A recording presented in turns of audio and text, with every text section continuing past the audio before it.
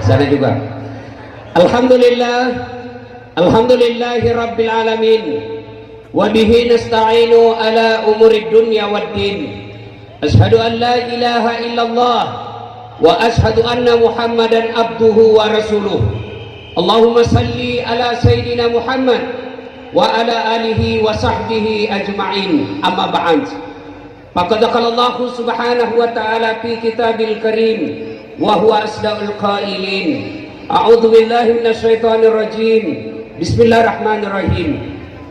Ya ayyuhalladzina amanu taqullaha haqqa tuqatih wa la tamutunna illa wa antum muslimun. Wahai orang-orang yang beriman, bertakwalah kalian kepada Allah dengan sebenar-benarnya takwa, dan janganlah kalian mati kecuali dalam keadaan beragama Islam. Ayat ini Jumat dibacakan khatib.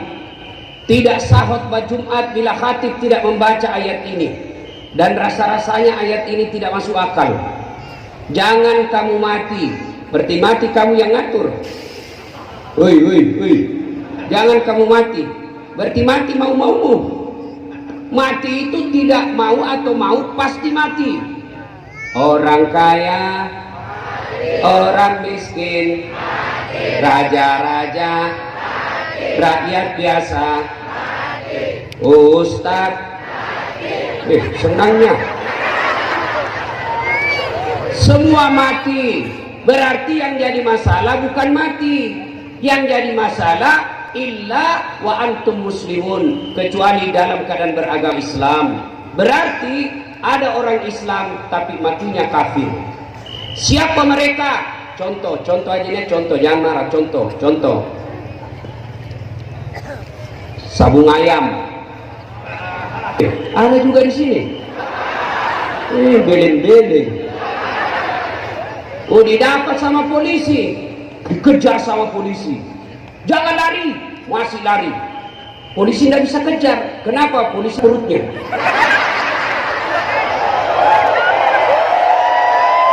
Ada juga polisi besar perutnya, ada juga kurang latihan ini.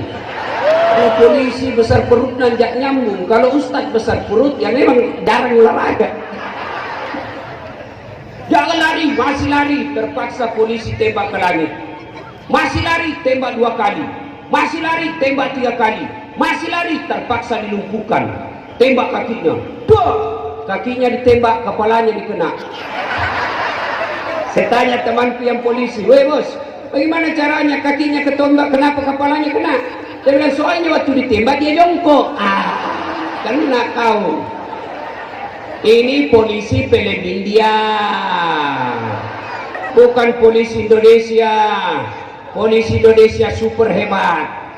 Woi, bu, jangan musuh polisi. Kira-kira ibu enak hidupnya kalau tidak ada polisi di Indonesia? Rumah dirampok, anak gadis diperkosa, suami dibunuh, harta dijarah semuanya, habis semua isi toko.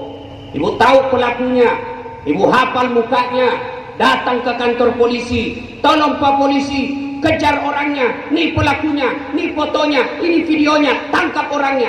Apa kata polisi? Mohon maaf, baru saja polisi bubar. Apa? Makanya jangan musuh polisi. Anak muda, kalau Hectormu siapa kau cari? Kecil. Siapa kau cari? Polisi. Saya pergi macet mobil, gak bisa maju, gak bisa mundur, baca Yasin 2 kali, sudah hatam, enggak goyang-goyang. Begitu datang polisi lalu lintas, selesai. Ini acara kita lancar malam ini. Ayo, siapa punya tugas? Polisi. Makanya jangan musuh polisi. Pun kalau ada polisi minta-minta uang di jalan,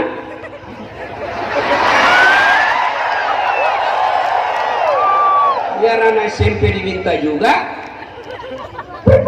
Kau melanggar, kau tidak ini rambu-rambu. Saya dia apa? Kenapa kau langgar? Saya tidak dia bapak. Kenapa kau tidak lihat saya? Bapak sembunyi di tikungan. Ini polisi film India. Polisi Indonesia bagus, polisi Indonesia ya. Wakala idan. Nah, siapa lagi yang bisa mati dalam keadaan kafir? Siapa? Hubbi aklil haram, mereka yang suka makan haram. Siap mereka kalau pilkada menerima uang sogok.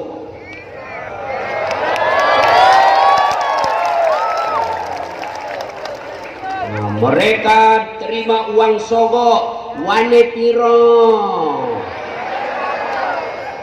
Nah, termasuk anggota DPR yang terpilih karena nyogok. Selama dia makan uangnya, selama itu dia makan uang haram. Ada anggota DPR begitu di sini? Ada? Ada?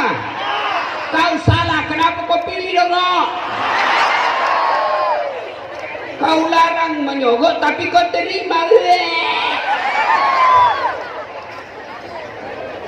Ya, termasuk PNS yang kerja gara-gara nyogok. Selama dia terima uangnya, selama itu dia makan uang haram. Kenapa? Karena dia berkawani dengan sogok, termasuk uang pensiunnya.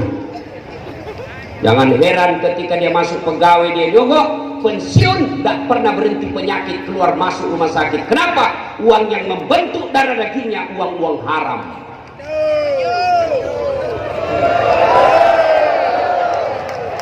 Jangan nyok untuk jadi pegawai. Apa itu hebatnya pegawai negeri? Nah, ini gaspol atau rem-rem? Ah, gaspol. Gaspol. Tapi ibu-ibu hati-hati duduk. Jangan duduk terbuka begini. Dan rapat-rapat sedikit.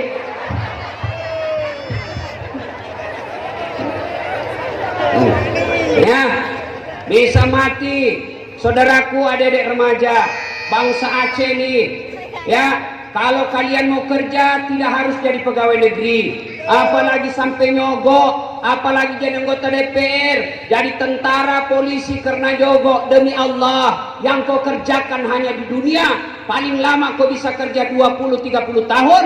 Setelah itu kau pensiun masuk tanah, maka sisa hidupmu akan sengsara selama-lamanya. Cuma dia bilang anak mahasiswaku sekarang, Ustadz susah kalau mau jadi pegawai tidak D3.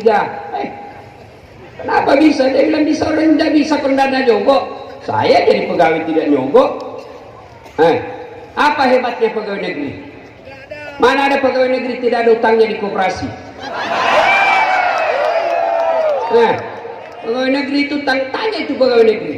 Tanggal 1 sampai tanggal 10 makannya apa? Sari laut.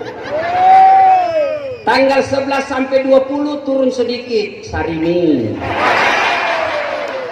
21 sampai 30 saridon. Oh, sakit kepala, habis uang, cicilan belum lunas. Kenapa tahu Ustaz? Ya karena saya begitu. Saya pegawai negeri. Ya, Ustaz berapa gajinya? Oh, 7 koma. Hebat. Maksudnya tanggal 7 sudah koma. Wa qala idan bismillahirrahmanirrahim. Ya ayyuhalladzina amanu dukhulu fis silmi kaffatan wa la tattabi'u khutuwatis syaitan innahu lakum aduwwum mubin. Wahai orang-orang yang beriman, masuklah engkau ke dalam Islam secara sempurna dan janganlah engkau ikuti langkah-langkah setan, karena sesungguhnya setan itu musuh yang nyata bagi kalian. Musuh kalian bukan polisi, musuh kalian bukan pemerintah, musuh kalian bukan ulama, musuh kalian bukan pejabat, musuh kalian adalah setan, di mana setan itu musuh yang nyata bagi kalian. Kalau kita ibu bapak ketika mendengar undangan ceramah ini, yang di atas sana, bapak baca, setan goda, tidak usah kau datang, tidak usah kau datang, capek, tidak ada kursi, makan tidak ada, tidak usah kau datang, tidak usah datang, capek saja. Nah, itu setan yang menggoda bapak ini. Tapi alhamdulillah, bapak yang hadir di tempat ini, dari Sabang sampai Merauke, dari belakang sampai ke belakang, barusan saya ceramah 4 penjuru.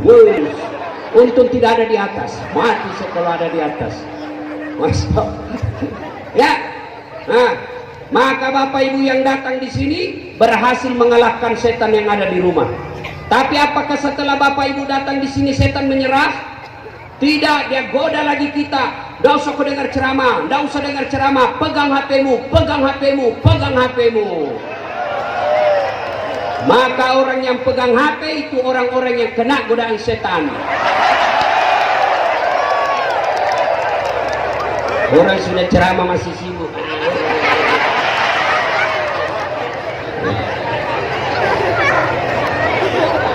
Ibu-ibu yang pegang HP selama saya ceramah, saya doakan suaminya kawin lagi.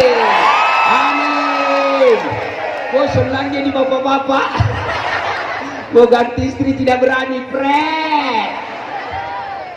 Ibu, siapa dulu, ibu, siapa dulu. Sebentar lagi selfie, sebentar. Ini saya ini kan ibu-ibu. Tapi ibu yang sudah sakaratul maut.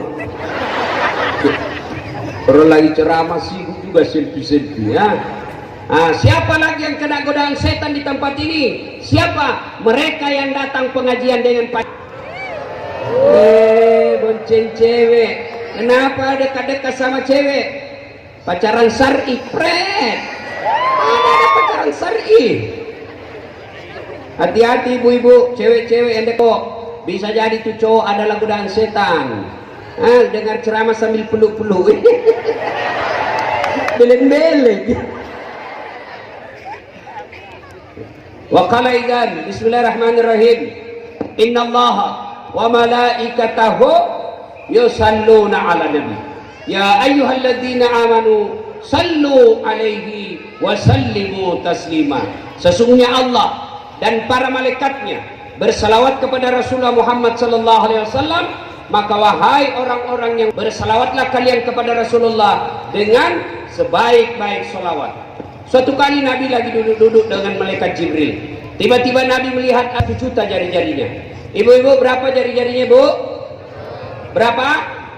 10. Cacat dong. Kan ada kaki. 20. Ini malaikat 1 juta jari-jarinya.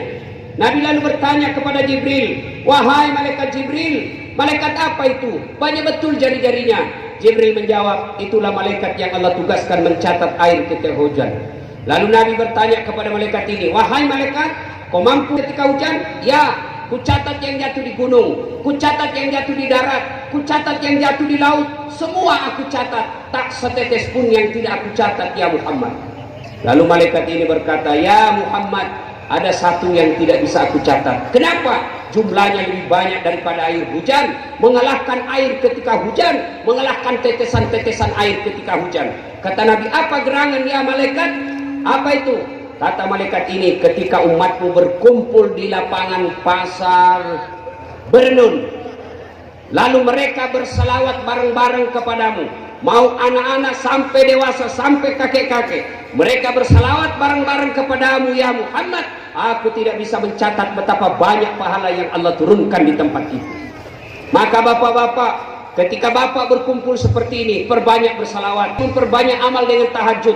Tidak bisa memperbanyak amal dengan duha, tidak bisa memperbanyak amal dengan Senin Kamis, maka perbanyak amal ketika duduk dan tempat seperti ini, banyak-banyak bersalawat. Kenapa? Pahala yang Allah turunkan lebih banyak nilainya daripada air hujan. Maka saya mau ajak bersalawat ini. Bisa? Bisa? Kalau tadi kita dengar lagu yang cak, saya mau ajak kita berselawat. Bisa? Saya mau dengar ibu-ibu yang merasa jenis kelamin laki-laki, diam. Kita dengar ini ibu-ibu ya, sambil perbaiki duduknya Bu. Ya, ayo selawat bareng-bareng, yuk, ikuti saya. Salatullah, Allah ala toha salatullah ala yasin. Alhamdulillah, terima kasih Bu. Pak, ini bukan kencang, ini namanya syahdu. Suara gini yang kasih nafsu kita laki-laki. Makanya ibu-ibu terutama yang janda, kalau ditelepon sama suaminya orang jangan mendayu-dayu. Assalamualaikum Ibu. Waalaikumsalam. Bagaimana suaminya rada tergoda? Lagi di mana? Di rumah aja Pak. Lagi ngapain? Baring dong. Bagaimana suaminya rada tergoda? Yang kencang dong, tegas. Assalamualaikum Bu. Waalaikumsalam. Lagi di mana? Di rumah. Lagi ngapain? Apa kau tanya-tanya? Berhentilah dia telepon kau. Waalaikumsalam. Ada janda di sini? Ada duda? Ada? Selesaikan urusanmu besok. Sebelum hari kiamat jemput. Ibu-ibu diam, kita dengar bapak-bapak. Ayo, saudaraku yang merasa jenis kelamin laki-laki, Allah menyediakan pahala yang sangat besar bagi mereka yang bersalawat. Salawat ini dengan meriah. Ayo. Salatullah sana Ahmullah ala toha lillah. Salatullah ala yasin. Mereka yang malu bersalawat tidak akan disaksikan oleh Rasulullah kelak. Ayo, jangan malu-malu salawat, bareng-bareng semua, laki, perempuan, anak muda, pejabat, non pejabat. Ayo bareng-bareng. Yuk. Salatullah salamullah ala toha salatullah salamullah ala yasin. Alhamdulillah. Terima kasih Bapak Ibu saudara-saudara sekalian, teristimewa para pejabat yang hadir di tempat ini, Bapak Kapolres, Bapak Dandim, Bapak Kajati, Wakil Bupati, dan terkhusus yang mengundang saya, Wali Kota Berenun, Bapak Haji Jamal. Ini wali kota yang tidak ada tanda bintangnya. Tapi semoga Bapak dicintai oleh Allah dan Rasulnya, karena selalu berusaha mendatangkan dakwah-dakwah di tempat ini. Saya pikir Bapak ini calon bupati, ternyata bukan. Nah baiklah ya. Karena sekarang susah mencari orang ikhlas. Susah mencari orang ikhlas. Biasa kalau banyak yang suka bantu-bantu masyarakat, orang ujung-ujungnya caleg atau calon bupati. Ternyata Bapak bukannya, nggak tahu lah besok-besoknya. Senin 10 Rabiul Awal tahun gajah.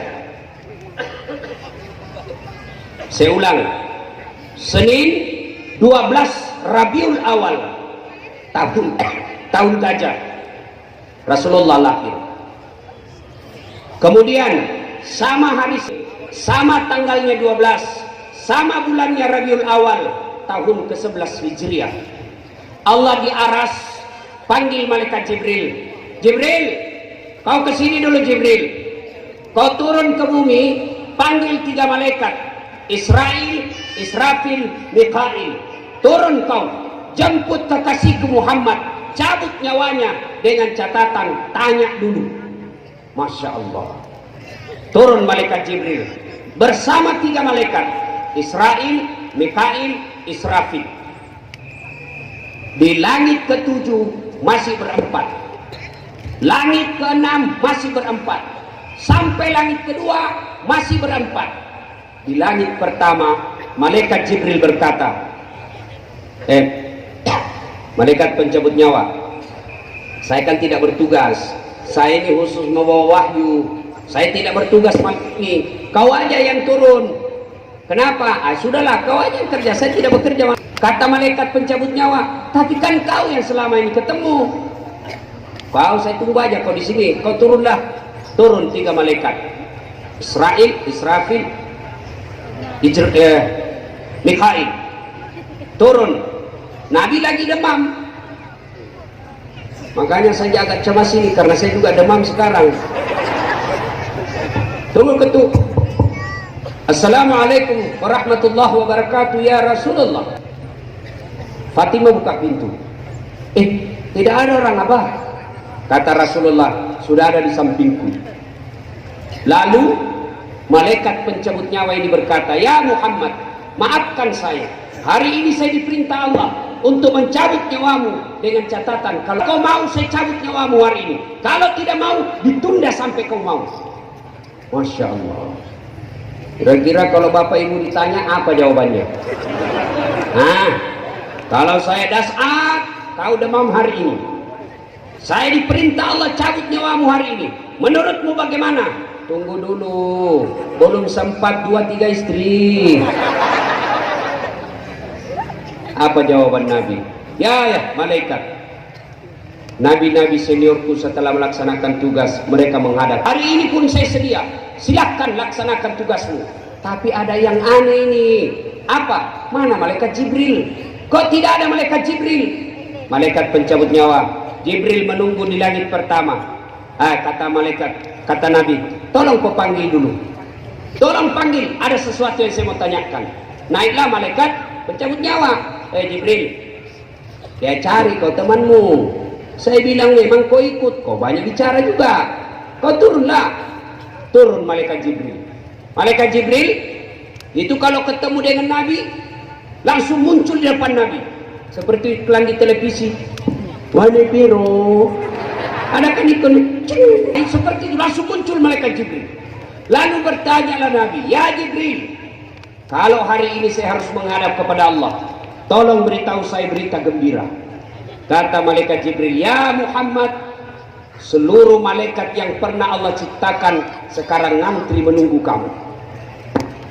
Apalagi Jibril, ya Muhammad, kalau ada dosa dan kesalahan yang pernah kau lakukan, Allah telah mengampuni dosa-dosamu sebelum engkau wafat. Alhamdulillah. Apalagi, ya Muhammad, seluruh nabi dan rasul dari Adam sampai Isa alaihi salam haram masuk surga sebelum engkau lebih dulu masuk ke dalamnya. Alhamdulillah kata Nabi. Tapi Jibril, itu kan saya tidak cemas soal diriku. Yang aku cemaskan yang ada di Berenun, umatku yang ada di Aceh. Saya tidak pikir soal diriku, bagaimana umatku setelah aku tinggalkan. Lalu Jibril berkata, baiklah kalau begitu, saya tanya dulu kepada Allah. Naik lagi malaikat Jibril, turun lalu memberi kabar gembira. Ya Muhammad, saya mendapat berita gembira dari Allah. Apa gerangan Jibril? Allah menyampaikan kepadaku, sampaikan kepada Muhammad, meskipun dia tidak berada di tengah-tengah umatnya, meskipun Muhammad sudah dengan umatnya, selama mereka berpegang kepada Quran. Saya ulang, kata Jibril, Muhammad kau tidak usah cemas, selama umatmu berpegang kepada Quran Sunnah, selama itu umatmu akan aman sampai di akhirat, meskipun engkau sudah tidak di tengah-tengah mereka. Alhamdulillah. Lalu mundur malaikat Jibril, maju malaikat pencabut nyawa. Kata malaikat pencabut nyawa, Muhammad, maafkan saya harus melaksanakan tugas. Kata Nabi, silakan maju malaikat pencabut nyawa. Dicabut rohnya Nabi, perlahan-lahan keluar dari telapak kakinya, keluar meninggalkan betis sampai ke paha, menggigil seluruh tubuh Nabi, keluar keringat dari pipis Nabi, keringat biji-biji di dahi Nabi. Lalu Jibril membelakang, dilihat oleh Nabi. Lalu Nabi bertanya, ya Jibril, kenapa kau palingkan wajahmu? Apa kau jijik melihat saya? Wahai Jibril, kenapa kau belakangi saya? Apa kau jijik melihat wajah saya? Kata Jibril, ya Muhammad, demi Allah dan Rasulnya yang menguasai langit dan bumi, saya tidak jijik melihat wajahmu. Saya tidak jijik melihat wajahmu sekarang ini, tapi saya tidak tega melihat engkau menghadapi sakaratul maut. Lalu Nabi bersabda, ya Jibril, andai saja Allah tidak sayang kepadaku, maka saya akan rasakan betapa sakitnya sakaratul maut ini. Bapak Ibu, Nabi yang pernah pertama kali melakukan percobaan sakitnya mati, Nabi Sulaiman alaihi salam. Nabi Sulaiman berkata, Nabi Idris, mohon maaf, Nabi Idris alaihissalam berkata, ya Allah, saya mau rasakan bagaimana akan cabut nyawanya. Dicabut nyawanya Idris alaihissalam. Setelah itu beliau kumpulkan sahabat, saudara-saudara sekalian, Anda mau tahu sakitnya sakaratul maut? Ya Rasulullah, sakitnya sakaratul maut 1000 kali kita dikuliti hidup-hidup baru sama sakitnya sakaratul maut. Sudah kurang 4.000. 1000 kali kita dikuliti hidup-hidup baru sama sakitnya sakaratul maut. Ada yang pernah dikuliti di sini? Ada? Idris alaihissalam pernah rasakan sakaratul maut. Lebih sakit kita dikuliti 1000 kali daripada sakaratul maut. Maka Nabi meneteskan keringat-keringat. Lalu Nabi bersabda, sakitnya sakaratul maut ini. Dengar doanya Nabi. Ya Allah, sakitnya sakaratul maut ini jangan kau timpakan kepada umatku, jangan kau berikan kepada umatku sakitnya sakaratul maut ini. Cukup saya saja merasakannya ya Allah, jangan kau berikan kepada umatku. Bayangkan Pak, Nabi minta supaya sakitnya sakaratul maut tidak dikasih kepada kita. Nabi minta, ya Allah, seluruh sakitnya sakaratul maut kumpulkan kepadaku, dan hanya saya saja yang merasakan sakitnya ini. Tapi ketahuilah saudara, satu golongan orang yang paling menderita menghadapi sakaratul maut, manusia yang paling sengsara menghadapi sakaratul maut, anak yang durhaka kepada kedua orang tuanya. Coba kita lihat di tengah-tengah kita Pak. Saya hormat kepada bapak ibu, ibu-ibu yang membawa anaknya masih balita, tega sampai tengah malam begini, rela dilakukan karena antara mau menidurkan anak dengan mau dengar ceramah. Insya Allah bapak ibu yang membawa anaknya dengan ceramah ini, Allah muliakan ibu. Kadangkala saya melihat ibu-ibu malu di tengah orang banyak, dia gendong anaknya, mau pulang nggak enak. Mau pulang, mau juga dengar ceramah, tinggal dengar ceramah, anaknya menangis, tentu rasa malu Pak. Kita pasti rasa malu ketika orang mendengar ceramah anak kita nangis. Tapi ini ibu tega, dia tanggung rasa malunya. Untuk apa? Karena ingin dengar ceramah dan mengabaikan rasa sayangnya sama anak. Ibu-ibu seperti ini insya Allah dirindukan oleh surga. Maka demi Allah, anak yang durhaka kepada orang tuanya, jangankan masuk surga, baunya surga kau tidak akan dapat. Sayang 1000 sayang anak-anak kita sekarang lebih hormat sama pacarnya daripada ibunya, lebih hormat kepada pacarnya daripada bapaknya. Kalau bapaknya tegur, nak jangan kau keluar malam-malam nak, tidak bagus anak gadis keluar malam-malam. Apa jawab anaknya? Mak, itu kan dulu, sekarang lain, milenial, dongok. Sekali cowoknya, terserah abang aja deh. Hei cewek, tidak akan berkah hidupmu kalau kau lebih hormat sama cowokmu daripada bapakmu. Kalau bapaknya mau jabat tangan, nggak dicium. Ibu-ibu pernah lihat anak-anak kita jabat tangan? Ibu-ibu sering anaknya jabat tangan sama ibu? Sering? Cium tangan? Enggak, disliding. Cium tangan begini. Ini sekali tangan cowoknya, beleng-beleng. Gara-gara pacarnya ngodok. Adindaku sayang, kemanapun kau pergi aku akan mengikutimu. Gunung kan kudaki, lautan ku seberangi, masjid kau lewati, cewek, malam minggu ditelepon lah sama cowoknya, dek, acara apa malam minggu? Nggak ada kak, ayo kita pergi lihat-lihat bulan. Dimana? Pinggir pantai, jauh sekali kau pergi lihat bulan. Di rumahmu juga bisa kau lihat bulan, tinggal buka pintu, lihat kau nampak. Pergi dia lihat bulan. Sampai di sana tempat rekreasi, sewa villa berdua. Pergi, tinggal berdua sama cowok cewek satu kamar, hancurlah kau. Itu kalau cowok sama cewek satu kamar, ibarat ikan kau tutup sama kucing. Oh senang kucing, gitu itu cowok kalau sudah satu kamar. Pertama dia bilang, coba lihat tanganmu dek, halus betul ya. Kata cewek, iya dong, saya kan anak mami. Dongok beleng-beleng. Akhirnya apa? Ini lagi naik sini. Jemari tejo mulai piknik dari wajah sampai lutut surti. Akhirnya apa? Pergi lihat-lihat bulan, pulang tidak datang bulan. Makanya Ini model-model anak kurang ajar sekarang. Demi Allah, ya, demi Allah, biar kalian rajin puasa, cerdas, IP-mu 3,5, kamu ranking di sekolahmu, juara umum kau di kampus, tapi durhaka kepada orang tuamu. Demi Allah, baunya surga kau tidak akan dapat. Masa yang anak-anak muda sekarang memang saya heran, ya, tidak menghormati orang tua.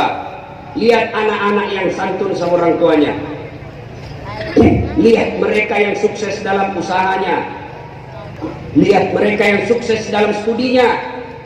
Biasanya resepnya satu, memuliakan orang tua. Maka adik-adik, kalian mau sukses, muliakan orang tua. Ini anak-anak sekolah, hormati orang tuamu. Jangan bicara lebih kasar dari orang tuamu. Dipanggil sama bapak kerasnya minta ampun. Anak-anak sekarang ini kalau bapaknya yang bonceng malu. Coba lihat anak-anak gadis sekarang. Kalau dibonceng itu saya tahu posisinya.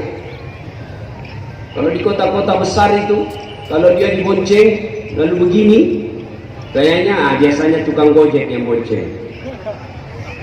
Kalau dia begini, biasanya pacarnya yang bonceng. Tapi kalau dia begini pegang besi di belakang, itu bapaknya yang bonceng.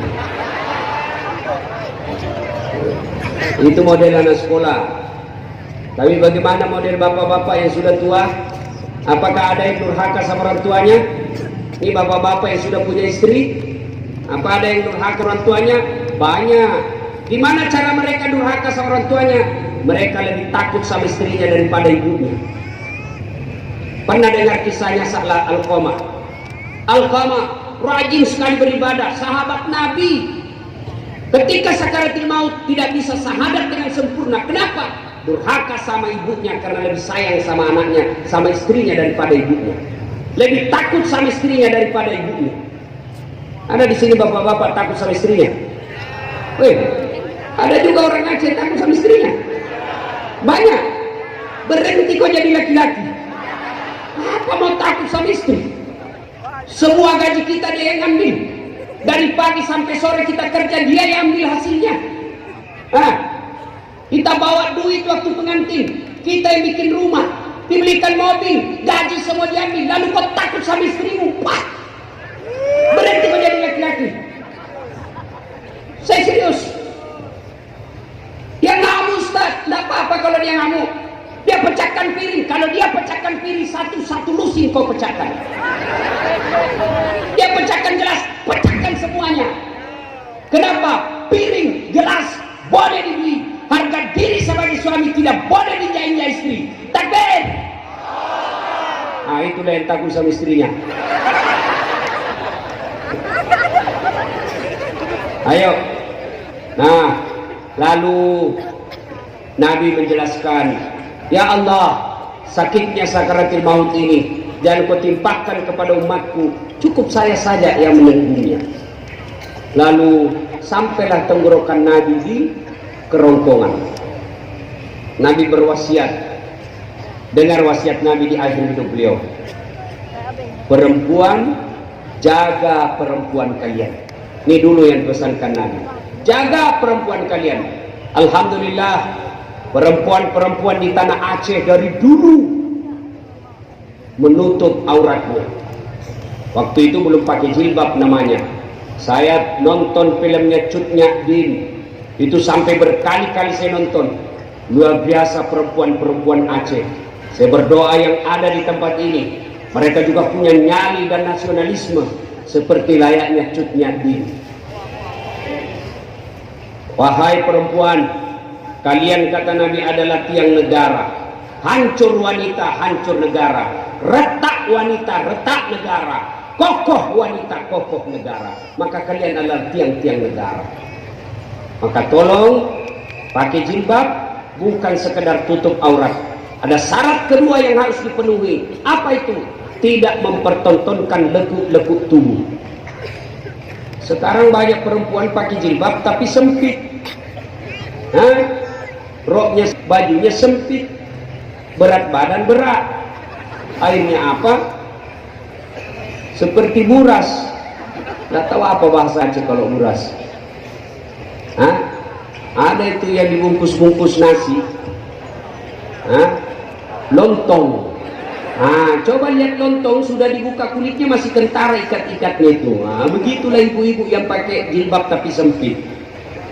Ya, jangan. Syarat perempuan pakai kudung itu pakaian: satu, tutup aurat; dua, tidak mempertontonkan lekuk-lekuk tubuh. Maka biar kalian pakai jilbab tapi sempit, transparan, tidak memenuhi syarat.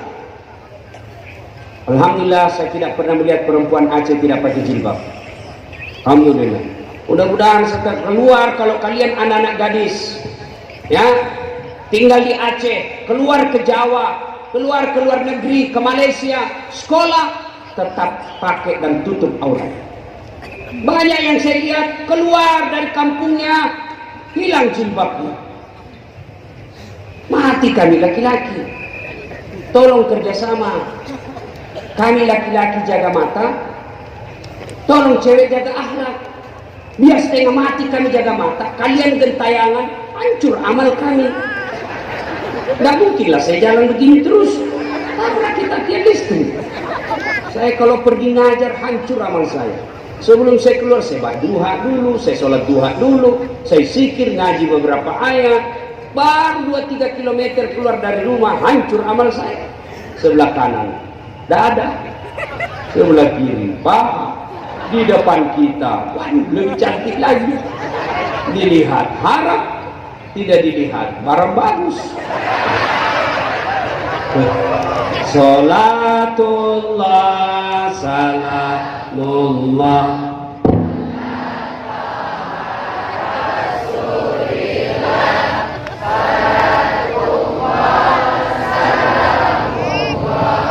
ala yasin habibillah tawassalna bismillah wa bil hadi rasulillah wa kul.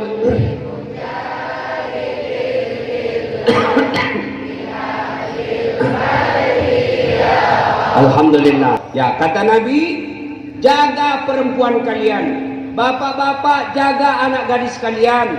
Alhamdulillah mereka pakai jilbab. Tapi yang banyak merusak anak kita sekarang pacaran. Jadi merusak gaya pacarannya dari handphone. Bapak belikan HP anak smartphone, itu lebih gampang mereka berzina. Zinanya dengan cara apa? Video call. Tahu video call? Hei, Dok. Atau ibu juga suka video call sama selingkuhannya? Video call ini yang rusak anak-anak kita. Mereka masuk di kamar. Kata cowoknya, didengar. Gampang pakai headsetmu supaya tidak didengar bapakmu. Pakai. Ya, kasih dia lidah kasih.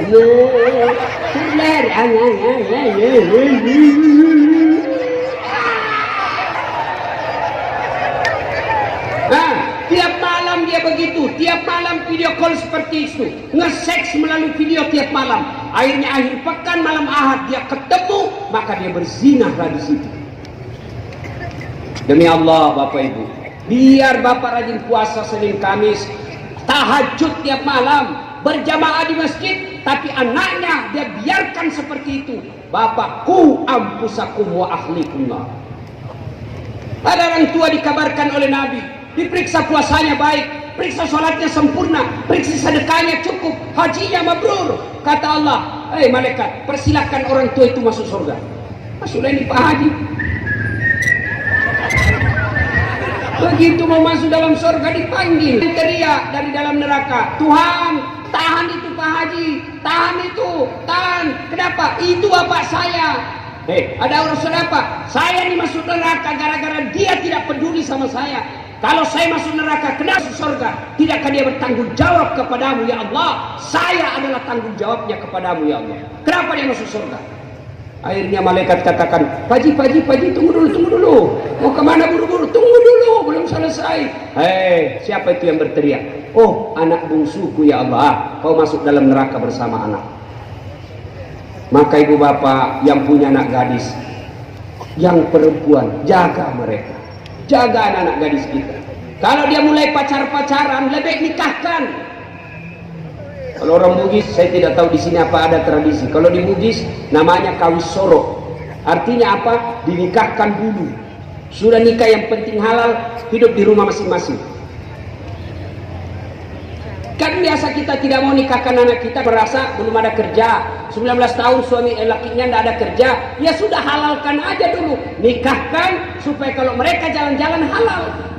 Karena mereka belum punya kerja, ya sudah kau makan di rumahmu, saya makan di rumahku. Halal. Kau pergilah kuliah, kau bolehlah kau cium-cium itu. Sudah kena istrimu, bos, halal. Ini sekarang pacaran 3 tahun. Dengar ini cewek, berhenti kau pacaran. Motor aja 1 tahun sudah lunas dicicil. Kau dipacari 4 tahun tidak nikah-nikahi. Berhenti kau. Demi Allah, kalian cewek yang paling rugi. Jangan percaya mulut laki-laki yang lagi jatuh cinta. Semua bagus-bagus, tapi demi Allah niatnya busuk. Kalau dia sayang sama kalian, suruh lamar baik-baik.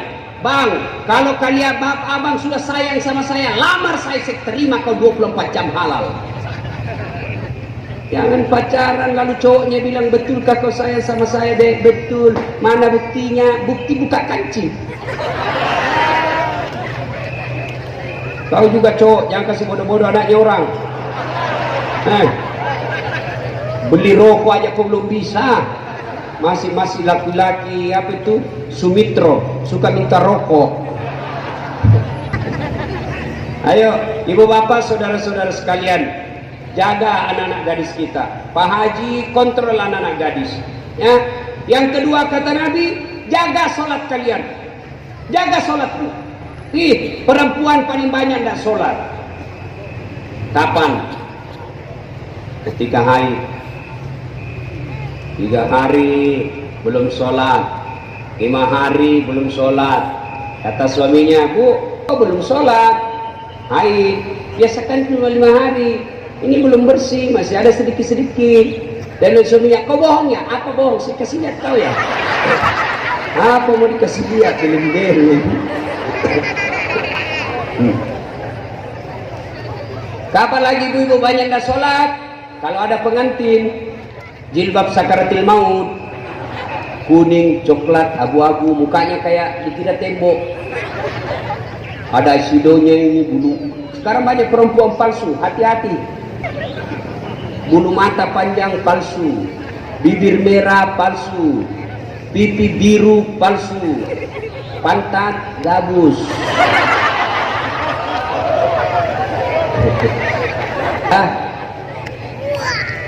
Udah itu pakai jilbab 3 lapis, 14 pentunya, 7 jepitannya, ada kayak pohon-pohon di belakang. Tiba waktu sholat suaminya, dek, kau pergi sholat lah. Sudah mau asar kau belum sholat duhur. Apa kata istrinya? Kau sadarlah bang. Saya sadar, saya suruh kau sholat. Kau anda lihat ini jilbabku 1 jam dipakai. Lebih sayang sama jilbabnya daripada sholatnya. Mudah-mudahan tidak ada perempuan Aceh seperti itu. Ya, atau ada juga? Ada. Kapan laki-laki banyak tidak sholat? Biasanya kalau subuh-subuh ada sepak bola. Jam 2 mulai pertunjukan. Seri perpanjangan waktu. Masih seri adu penalti. Begitu adu penalti azan subuh. Apa pilih mana? Pergi nonton lewat salat subuh. Nonton lewat sholat subuh, pergi sholat subuh lewat gol. Artinya apa? Diambil sajadah, sholat depan televisi. Sholat. Bapak ibu tidak ada kejayaan bagi mereka yang tidak sholat. Ustaz, kenapa hidupku susah? Saya dagang bangkrut, saya nelayan tenggelam, saya bawa motor gojek dicuri lagi motor saya. Rumah tangga bertengkar selama-lamanya. Tiap hari saya bertengkar Ustaz. Rumah-rumah juga kontrak-kontrak. Kok bisa begini hidup saya Ustaz? Salah satu sebabnya bapak tidak sholat.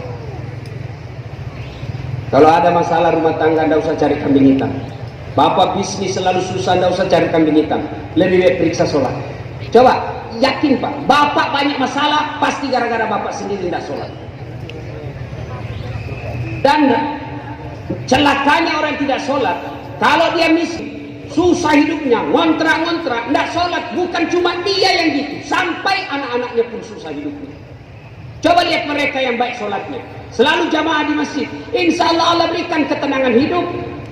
Kita lihat mereka tidak tapi cukup dalam kehidupannya. Banyak orang banyak duitnya tapi tidak sholat, tapi kreditnya lebih banyak daripada hartanya. Banyak orang tidak punya, banyak orang banyak duit tapi tidak sholat, betul banyak duitnya tapi anaknya kurang ngajar. Istrinya selingkuh, suaminya membalas. Banyak duitnya tapi tidak ada yang bisa dia makan. Banyak kan orang kita lihat itu duitnya miliaran, dilarang makan nasi. Apa enaknya duit 2 miliar dilarang makan nasi, dilarang makan garam, dilarang makan gula, dilarang makan tahu, dilarang makan daging, dilarang makan ikan. Apa aja bisa dia makan? Ubi jalar. Duitnya 2 miliar cuma ubi jalar bisa dia makan. Apa itu? Nah, itu kalau bapak ibu tidak sholat, maka pelihara sholat.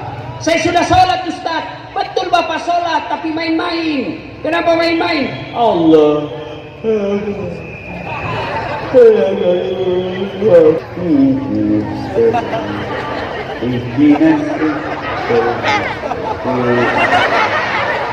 siapa ngajar sholat seperti itu? Allahu Akbar, kayak ditiup angin. Ada yang lebih parah, Allah. Nah, bapak ibu ketawa karena membayangkan diri sendiri kan. Ibu-ibu sholat cari duit, bukannya ingat Allah, ingat duit.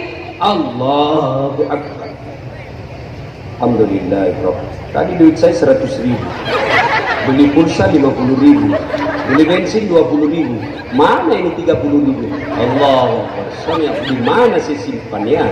Oh, sampai rakaat kedua belum, rakaat ketiga masih dia cari, rakaat keempat assalamualaikum. Oh, di bawah sadar saya simpan.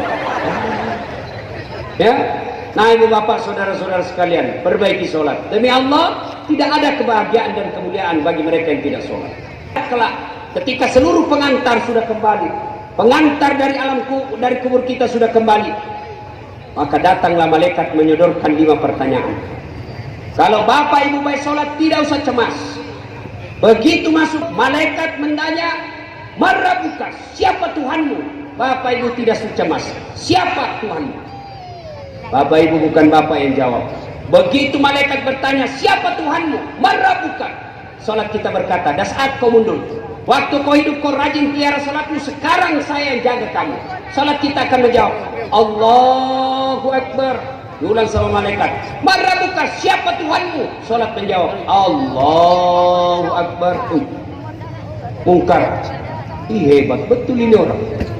"Man nabiyuka, siapa nabimu?"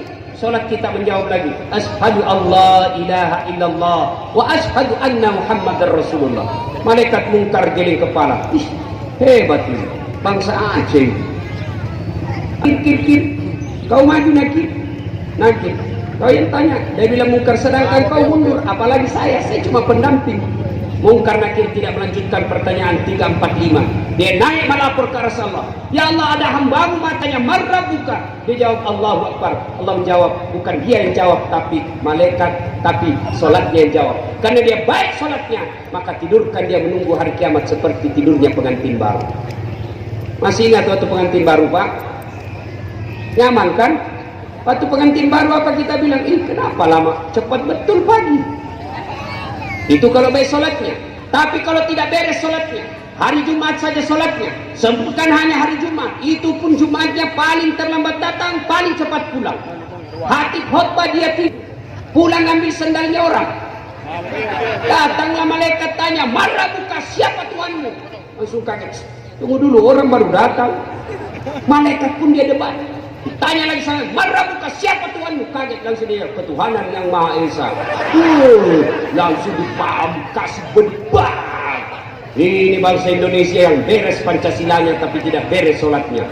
Karena dia tidak beres sholatnya, tidurkan dia seperti tersiksanya tidur orang sakit gigi. Demi Allah, maulid ini tidak ada gunanya kalau bapak pulang tidak sholat.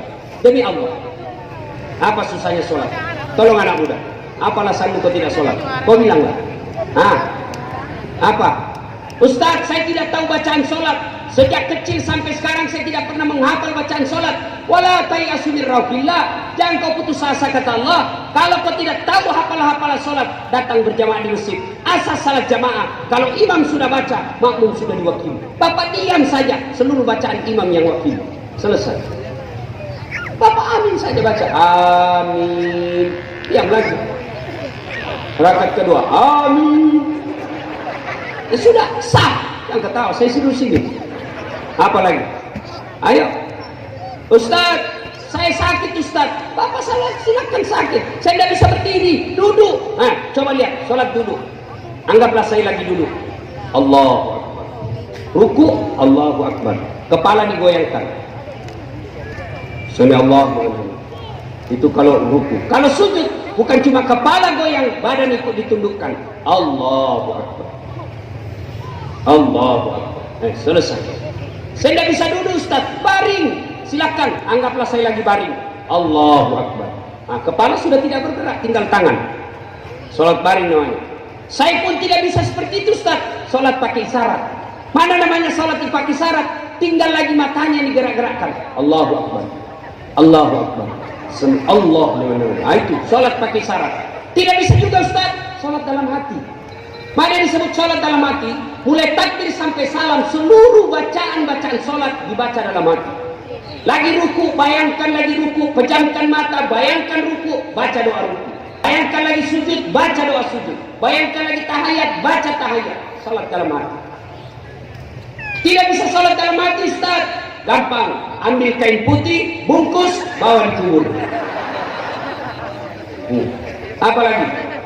Apa lagi alasan? Tidak ada. Saya sariawan Ustaz. Ya sudahlah, kau sholat sariawan.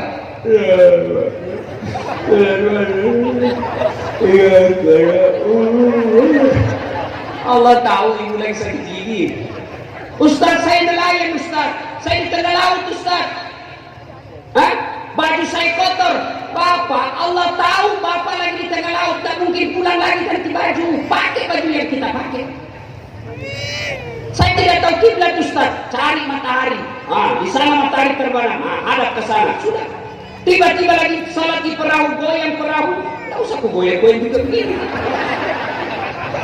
Apa lagi? Tidak ada alasan. Boleh tidak sholat. Satu, belum balik. Ibu-ibu belum pernah haid, boleh tidak sholat. Bapak-bapak belum pernah mimpi basah, boleh. Adik-adik yang suka, kau sudah balik. Ada yang tanya saya, Ustaz, bagaimana hukumnya mimpi basah di siang hari anak muda? Sah tidak puasanya? Sah. Ya, dengan catatan begitu kalian bangun langsung pergi mandi. Ya, kalau mimpi basah siang hari, kalau mimpi. Kalau kau kreatif sendiri batal. Makanya kau menikah cepat. Ibu bapak saudara-saudara sekalian, jaga sholat kalian. Yang ketiga, kata Nabi, ummati, ummati, ummati. Umatku, umatku, umatku. Begitu cintanya Nabi kepada kita, akhir hidup beliau tidak sebut Khadijah istri beliau, tidak. Beliau tidak sebut Fatimah anak beliau, tidak. Beliau tidak sebut cucu beliau Hasan Hussein. Siapa yang disebut Nabi? Ummati, ummati, ummati, umatku, umatku. Karena cintanya. Nah, sekarang bagaimana kita kalau kita cinta kepada Nabi? Maka pertama, begitu cinta kepada Nabi, satu, amalkan sunnah-sunnah. Sunnah apa yang paling dianjurkan oleh Nabi? Sholat berjamaah. Alhamdulillah di Banda Aceh ini, di mana-mana saya lihat masjid ramai kalau subuh, luar biasa, penuh masjid Pak kalau jamaah, apalagi kalau subuh, penuh sampai di luar, tidak ada di dalam. Dalam masjid orang tua yang sudah buka sakaratul maut, lomba batu. Itu orang tua aja kalau subuh-subuh. Tidak ada, semua subuh baunya angin, baunya tawak. Tidak ada anak muda dalam masjid. Datanglah sholat jamaah. Kenapa orang malas sholat jamaah di masjid? Kata Nabi, satu, karena dia tidak tahu pahalanya. Tahu pahala berjamaah, adik-adik? Kalau balik ke masjid itu ada menara. Ke masjid, wudhu dulu, lalu ke masjid, kata Nabi, melangkah kaki kananmu satu pahala, melangkah kaki kiri gugur dosa kecil. Jadi kalau rumah 300 meter ke masjid, PP 600 meter. Berapa langkah kaki, berapa pahala, berapa dosa yang didapat. Apalagi kalau bapak jalan begini, wih, lama sampai, banyak sekali pahalanya. Ustaz, bagaimana kalau di mobil? Alhamdulillah, 4 rodanya dikali 4. Apalagi pahala orang datang berjamaah ke masjid. Seluruh materi yang kita lewati, pagar, tembok, dinding, aspal akan jadi saksi. Dia akan berkata, ya Allah, jangan masukkan dia neraka, media surga, saya saksinya. Tanggal 9 Februari dia datang berjamaah sholat. Itulah sebabnya Nabi menganjurkan ketika ke masjid lain jalannya, ketika pulang lain pula jalannya. Dan yang ketiga keutamaan berjamaah, kalau hujan basah baju atau gerimis basah bajunya, baju yang basah itu akan melindungi kita dari sentuhan api neraka. Dan juga salah paham, mentang-mentang sudah dengar begini, dia tunggu hujan keras. Begitu hujan keras baru dia lewat. Oh, ini beleng-beleng. Apa lagi? Keutamaan berjamaah, ini yang paling sering kita dengar. Lipat 27 kali. Artinya apa? Satu kali sholat jamaah di masjid, 27 kali sholat di rumah bersama pahalanya. Apalagi sholat berjamaahnya di masjid ada yang disebut doa bersama. Barangkali kita mau berdoa tapi tidak tahu caranya. Barangkali kita mau berdoa tapi banyak dosa. Tapi di masjid yang mimpin doa, alim ulama, soleh, ada anak yatim piatu, fakir miskin teraniaya, imamnya mimpin doa, anak-anak yatim di belakang mengucapkan amin, maka semua doa dalam masjid dikabulkan Allah. Ayo datang berjamaah di masjid. Apalagi keutamaan berjamaah di masjid. Di masjid insya Allah lebih khusyuk. Beda kalau di rumah banyak gangguan. Kita lagi sholat anak mutar lagi. Kita lagi sholat tiba-tiba kucing lewat dan ikan tidak ditutup. Pasti stres. Habis ikan.